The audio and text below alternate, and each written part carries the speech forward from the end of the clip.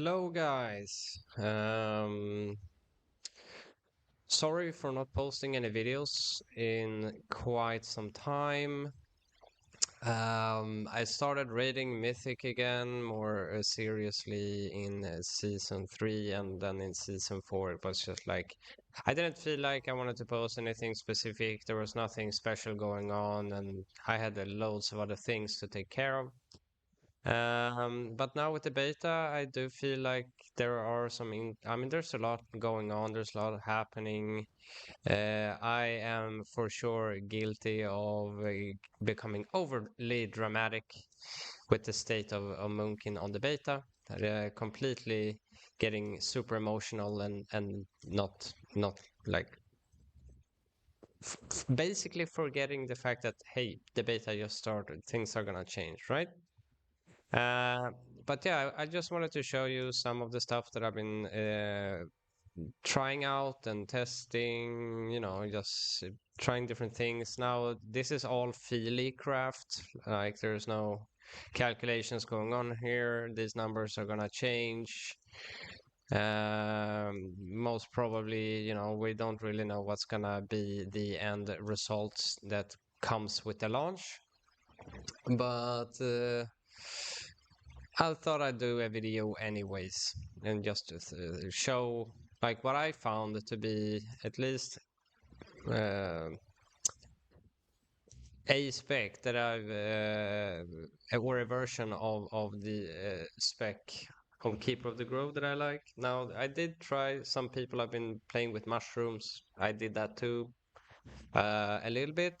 I mean, it's cool. It's good. But after trying some more harmony of the heavens actually is better. It gives you, well, I mean, the difference is minimal,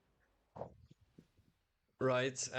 It's so small that like when you take into account moving and positioning and stuff like that, you probably won't notice. I mean, if you have to run around a lot, then probably mushrooms would be better, right? But if you are good with positioning and stuff like that, so you can stand still and cast and get a lot of astral power that way with Starfire, then a Harmony of the Heavens, I think, would be better. But it's such a small difference that it's negligible. Oh my lord. English is not my first language, excuse me. I was a bit disappointed with the playstyle of Eloon's Chosen, not gonna lie. I mean, I'm not gonna talk so much about that.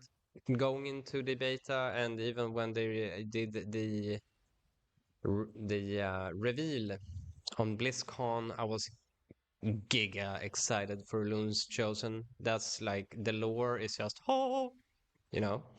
And all of these things look so juicy and amazing and everything. I just don't like the RNG factors, stuff like that. Like as it stands now, taking Lunar Calling is not worth it. Unfortunately, until it's like uh, maybe later, maybe if they do some tweaking, maybe later when you do really like high-end content where things don't die immediately, then maybe there is a world where this would be good. I don't know. Right now, it's like, yeah, it's probably not worth it, right? Yeah, I was just underwhelmed. Let's just say that I wasn't very impressed by it. I mean, I didn't try a lot with it, but enough. Yeah, I didn't like it. Let's just say that. And funnily enough, I don't know. It's so much RNG with the Fury balloons and stuff. Spawning from your moonfires, which is cool. Like it's cool. And it does some damage and stuff like that, but it just feels like it's stuff outside of my control. And me personally, I don't like that type of gameplay. Um, And I was actually looking at Keeper of the Grove, like, yeah, there was some potential, but I was like, meh, comparing it to Eloon's Chosen, it didn't look as exciting. And the trees, I was like, what were they thinking? But now, after some of the changes and some of the buffs to Keeper of the Grove, and trying it out, just because I was so disappointed in Eloon's Chosen, the way it felt to play, I decided to try Keeper of the Grove, just to test it out, right? And I actually think it's kind of fun. I mean, I mean, running with orbital strike. So basically, you will be able to use trees together with orbital strike, and then 1 minute later ish, you will be able to use force of nature alone.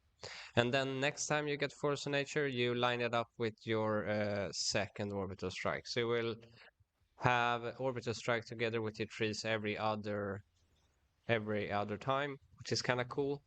Uh, Feels pretty good, I think. Um, what else? Yeah, I'm running with this. They did buff this. I saw in the video. Apparently they buffed this. They no longer taunt and do more damage, but it's like nobody's using trees for the melee damage. Uh, it's all about the Dream Surge, baby. Um, this was buffed. Like the damage of this has been buffed. It's not bad. Especially in AoE, it's actually pretty neat. It's not like giga massive, but it does make a difference. The biggest thing is where is it? Is it this thing? Where is it? Let's see where grants additional stacks of Dream Burst. No. Oh yeah, Treants generates 6 extra power every 2 seconds, which is really good. You can really pump out Starfalls or Star Surges with that. Oh yeah, that's the one I was looking for. So you're getting more astral power and you're getting 6% extra damage from your spells while active. I did see some other videos of people playing with this. Like, I don't know if there is a difference, but the way I interpret this, like, I don't know for real. But the way I interpret this is like, because I've seen some people pop their orbital strike and then they put the trees out. And if I interpret this correctly, each of your force of nature treants increase damage your spells deal by 6 while active. Oh shit, by 6%. Let's say 6 times 3. 8. Okay, so that's 18%, right? While active, which means that you have to have used the abilities, the trees needs to be out. So the way I've been playing it, I've been popping my trees first and then popping orbital strike. And you can be like starved, like I am here. You could basically have like the way I start the rotation, I will show you in a bit, but I will put Sunfire. I would pop the trees. They will dot the mobs for me. So I get Moonfire on all of them. And as soon as I pop the trees, I pop Orbital Strike. You could even, like in this case, I guess there is an argument that you would lose some damage on the orbital strike if the trees don't dot quick enough. There is an argument for that, and if it's a bigger pool, then maybe it's better to dot some of them up. Again, it depends on how long the mobs live, right? Sometimes you can use a treants to dot them up with the Moonfire in a pool where mobs die quicker, so you don't have to waste time and globals ramping up, which is also pretty sweet actually. Uh, Another thing which is cool with this Keeper of the Grove, I think, is the protective growth, which is like finally, like we have an instant cast regrowth, and we also get DR, 8% DR while the regrowth is on you, right? So it's not like you get a shield that can be damaged down. You have flat 8% damage reduction while you have your hot from regrowth on you, which is pretty cool. And then combining that with the forest walk, so your regrowth increases your movement speed and healing received by 8% for 6 seconds. This obviously triggers together with this, which is then kind of nice, right? It's an extra defensive, you get some movement speed, you can get out of trouble. But then again, I'm sacrificing corruption here. So I don't have remove corruption. I don't have hibernate. So maybe this would be like in a raid scenario. If you were to raid with this, we will have to wait and see, I guess. But like a Mythic Plus, probably better to go with hibernate or try to get remove corruption. Could do that easily by removing Forest Walk and Earth Sign Vigor and then put them here, right? But, I'm just liking this. I'm trying out synergies to see what works here. Also, right now, I think that the damage of our spenders is undertuned. I think that's probably the biggest issue with balance right now with our damage. Is that our spenders, Star Search and Starfall, don't do a lot of damage. And as a result, trying to optimize the damage right now on the beta for balance, you should pick stuff to boost your star fires and wraths as much as possible, which is also kind of like they're trying to get our damage profile to be less dependent on the incarnation. I get that. Like me personally, I'm sad that Pulsar is gone and that they nerfed incarnation, but I can see where they're going with this. So, it, as long as they get it right, it'll be fine. I think, like, I didn't really have any issues playing with the way things are on live at the moment, but I know a lot of people find it difficult to line Pulsar and stuff like that up properly, and it can be quite annoying sometimes to do that, and then you lose damage quite a lot because all of the damage is locked behind. Well, not all of it, but most of the really big damage is locked behind Pulsar or Incarnation. So, like, if you do Mythic Plus on the live right now, you if you're doing hierarchies, then you'd probably want to try to have Incarn or Pulsar for every pull, like, or at least during a pull. Oops. I'm gonna leave that queue. Sorry about that. Guess I could have done a video in a dungeon. But they're trying to move away from that. There are some interesting talents. Right now, though, it's not. I don't see where it's worth to pick any of these. At least not for an AoE or Mythic Plus scenario. Like, I haven't really gone for trying to make a boss build. I'm just trying to see like AoE potential at the moment for like Mythic Plus. So this is what I've come up with. I've tried some different things, but this one seems to be fine. I did, like I said, many different. I've tried like maybe 4 or 5 different variations with or without mushrooms, with Sundered Firmament, Orbit Breaker, Fury of Eloon, tried stuff like that, but then you have to take away points from somewhere, right? So you're losing something else and going for a few minutes on the 3 training dummies, standing still, mind you, again, training dummies, then the average was around, 8 or 900,000 DPS per second. And then when I tried with this, like basically I tried this.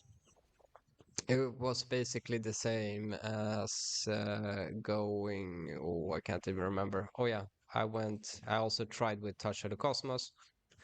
Uh, Basically no difference at all. But the extra AP generation from Soul of the Forest pushed it from 8 to 900k up to 1 million ish. So, but again, this don't focus too much on the numbers. Again, things are gonna change probably quite a lot. There is just like first wave of feedback coming in on the forums, and yes, I know I'm guilty of overreacting. Uh, I know. If you know, you know. And yeah, so Mythic Plus testing is basically just begun more or less. And the raid testing, the first wave has also just gone through where it was clear that balance was one of the worst specs in the raid damage-wise. So I'm expecting changes to come. But yeah, I just wanted to uh, uh, look at that. Oh yeah, I've been trying to. So basically, you could go with potent enchantments, increasing orbital strikes damage on stellar flare. Um,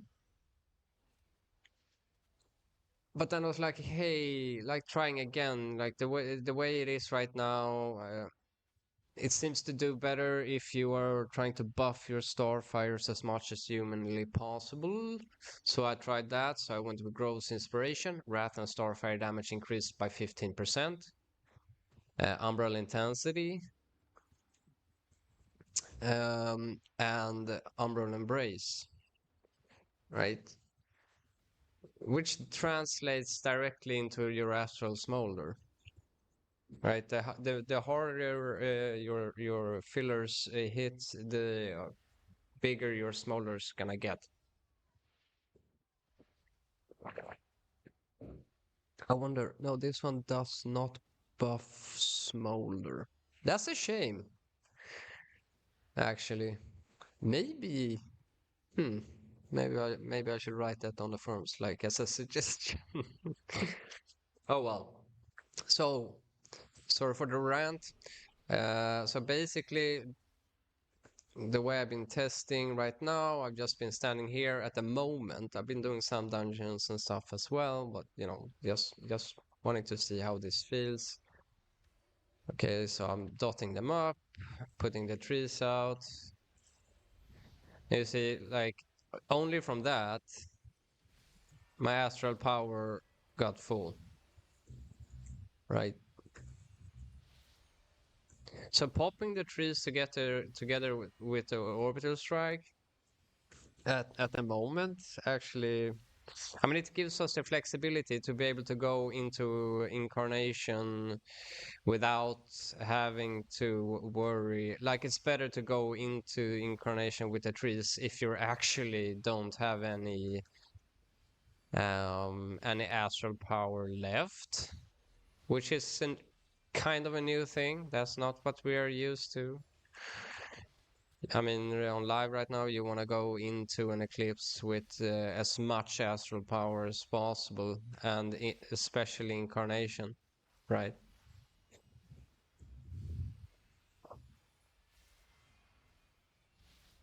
So that's basically it, and then you get your next trees out. And I have the talents right now on the hero talents that I get 4 of the bursts. Oh, I'm overcapping.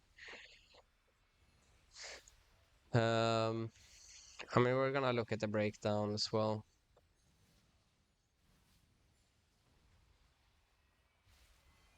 There we go.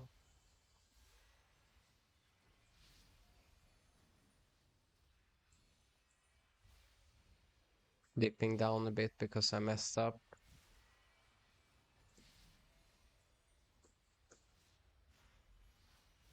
There we go.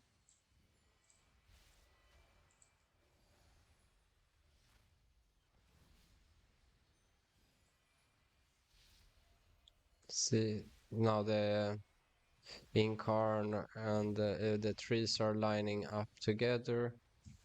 So I pop the trees, I pop orbital strike, and I'm back at max. It's a pretty nice like burst combo, trees and orbital strike. Because then as soon as you're dumped all of the astral power on your starfall, or Well, again, like I said, I don't know if this is gonna be if keeper is gonna be good for single target.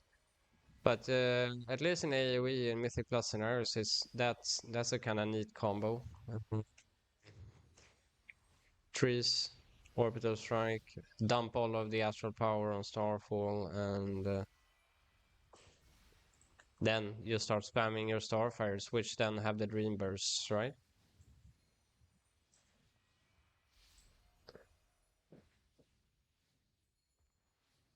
So, I mean, you can see, like, I mean, the Starfire is doing 30% of the damage here,